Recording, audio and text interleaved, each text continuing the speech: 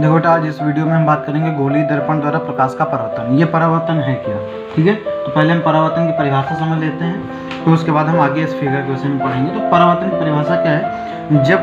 जब कोई प्रकाश पालिशदार या चिकने तल पर आपतित होता है या गिरता है, ये आपतित हो रहा है, ठीक है ना, आपतित होता है या गिरता है, तो उसका अधिकांश भाग उसी माध्यम में वापस लौट जाता है। हमने कई जगह पढ़ा हुआ है, बच्चे जो है लिखे होते हैं वहाँ पर अपने ही मार्ग में, तो ये मार्ग में बेटा अगर वापस होगा तो परावर्तन कहाँ से होगा, ठीक है ना, तो उसी माध्यम में वापस लौट जाता है। तो प्रकाश के चिकने तल से टकराने की, ठीक, यानी टकरा कर वापस लौटने की इस प्रक्रिया को हम क्या कहते हैं?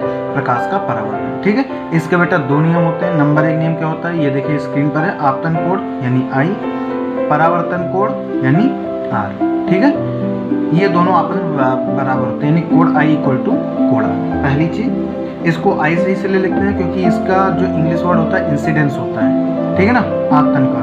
और जो परावर्तन R इसलिए रखते हैं क्योंकि R का मतलब होता है रिफ्लेक्शन, ठीक है ना, रिफ्लेक्शन एंगल, ठीक है। दिया हो गया आपका I इक्वल टू R। और दूसरा नियम बेटा क्या इसमें है कि आपतित किरण यानी ये, ठीक है, परावर्तित किरण यानी ये, और परावर्तक पृष्ठ के आपतन बिंदु, ये परावर्तक पृष्ठ है जो, क्योंकि हम यहाँ गोलीय दर्पण की बात करें ना, तो ये आपका परावर्तक पृष्ठ है। परावर्तक पृष्ठ के आपतन बिंदु जहाँ पर एक किरण आपतित हो रही है, ठीक, आपतन बिंदु पर अभिलंब, इस पर ये अभिलंब हो गया। एक ही समतल पर तीन चीजें कौन कौन सी? आपतित किरण, परावर्तित किरण तथा आपतन बिंदु पर ये अभिलंब, तीनों एक ही समतल में होते हैं, ठीक है ना। तो ये हो गया आपका दूसरा नियम। अब यहाँ पर थोड़ा सा हम फिगर में ध्यान देंगे बेटा। फिगर क्या है आपका? फिगर में देखिए हम यहाँ पर गोलीय दर्पण की बात कर रहे थे, ठीक है ना। तो कभी कभी कोई पूछ लेता है, सर यहाँ पर अभिलंब डालने की जरूरत क्या हुई? अभिलंब क्यों डाला जाता है ये भी समझ लो।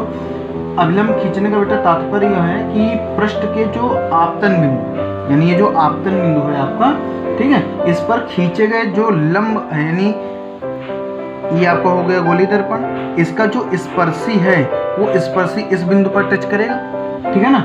तो जो स्पर्शी है वो लंब पर ही खींचना है, यानी यहाँ पर इस लंब को खींचना। इसका अर्थ ये होता है कि मतलब जो आपका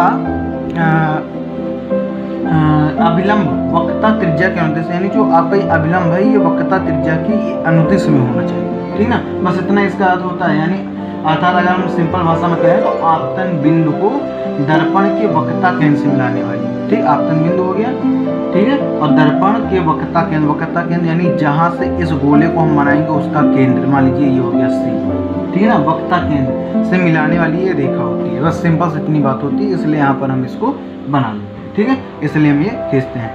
ये बेटा ये जो भाग है इसको हम ध्रुव कहते हैं, ठीक है।